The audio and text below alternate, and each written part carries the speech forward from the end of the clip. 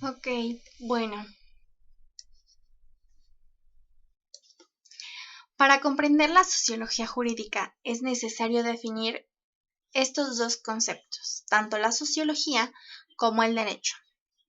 La sociología, en resumen, es aquella ciencia que se encarga del estudio de la acción social, es decir, de cosas que hacemos los seres humanos y la relación que tenemos con los demás.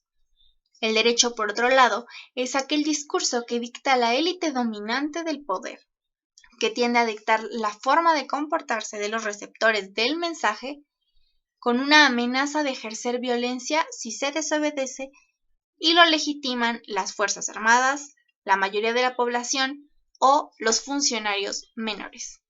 Esto quiere decir que tu mamá es aquel poder que te dicta una forma de comportarte y si la desobedeces ejercerá cierta violencia para que se reequilibre el orden. Para entrar al tema de derecho y pluralidad jurídica, debemos de establecer un antecedente y definir otros conceptos importantes. Toda comunidad tiene miembros que actúan de cierta manera, es decir, tienen conductas determinadas o similares.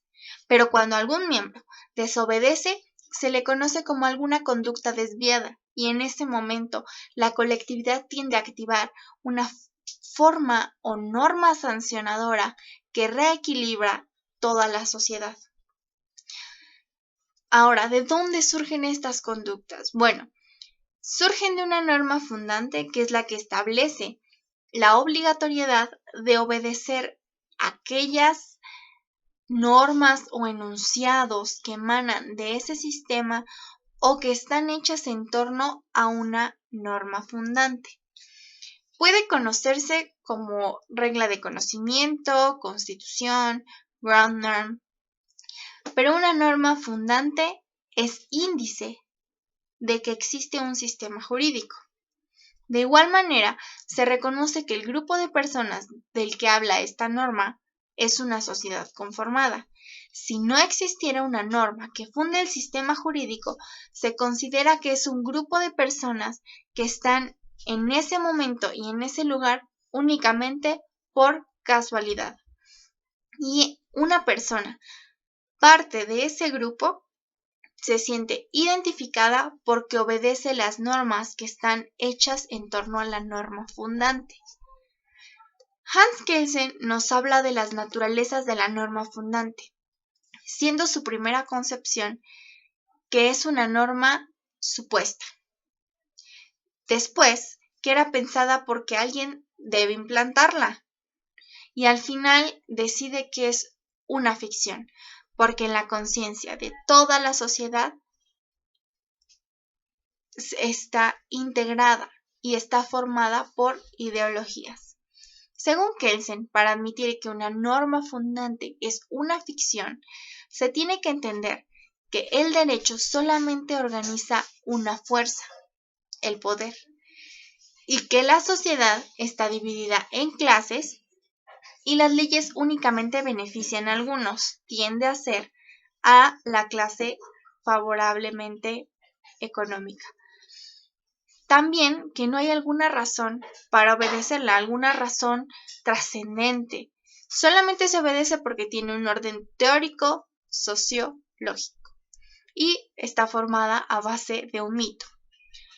Sí, una norma se forma a base de un mito, pero este discurso intenta justificar la creación de esta norma y cada país, por la diferencia de sociedad, de cultura, de tradiciones, tiene su propio mito. Un discurso de legitimación permite la formación de una nueva norma fundante, con el objetivo de convencer a los ciudadanos, a la sociedad o a la población que debe de ser obedecida.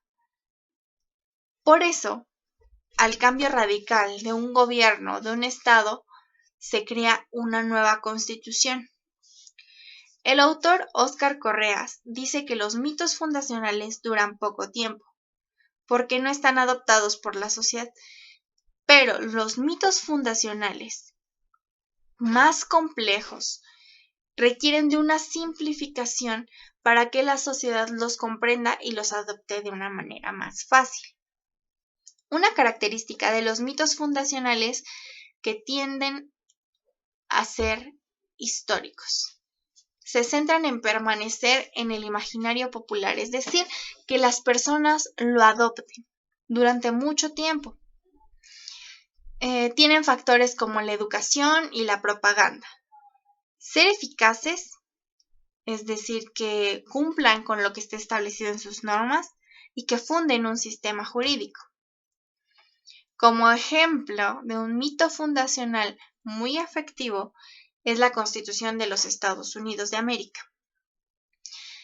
Voy a hacer énfasis en que el mito fundacional está en pelea constante con el pluralismo, ya que el pluralismo permitiría la existencia de varios mitos fundacionales que confundirían a la sociedad sobre su identificación en un grupo o a qué grupo deben obedecer las normas o las conductas que este discurso plantea.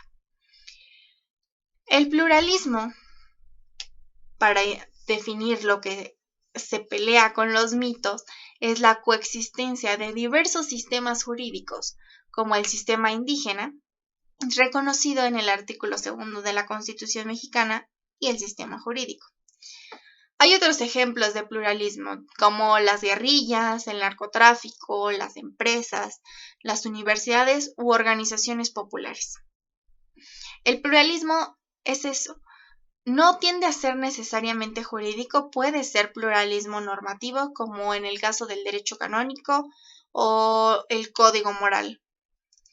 La pluralidad de sistemas jurídicos en un Estado, ojo, es una enfermedad degenerativa, ya que a la larga puede llevar a tener alternatividad, que es cuando algunas conductas se encuentran en los sistemas jurídicos de un Estado, pero de manera contradictoria, es decir, en alguno de los sistemas jurídicos, por ejemplo, en el indígena o en las guerrillas o en las empresas, se encuentra prohibida y en otro permitida. Esto genera una confusión para los ciudadanos. La alternatividad puede estar en distintos sistemas de la vida cotidiana, como las organizaciones populares, tales sean los barrios, que establecen reglas para la extracción de electricidad, de cable o el uso de las propiedades públicas. Para las organizaciones de campesinos, que su principal actividad es tomar tierras. O para las organizaciones de los ambulantes, que toman los sectores urbanos para realizar su actividad. Sin embargo, para la ley de algunos estados, estos actos son delitos y hace una alternatividad de sistemas jurídicos. También pueden entrar organizaciones empresariales, como el Consejo Coordinador Empresarial en México, que tienen normativas específicas para las empresas, para los inspectores o las sanciones económicas que ellos marcan. Esta alternatividad nos llevaría a una subversión, que es cuando estos sistemas plurales y alternativos ya no pueden convivir. Lo que buscan es que uno de los sistemas domine, es decir, su objetivo es derrumbar al sistema al que combate y derrocar al grupo que está en el poder para ocuparlo. Como conclusión, el derecho es una ciencia que estudia las leyes, la conducta de los miembros de la sociedad.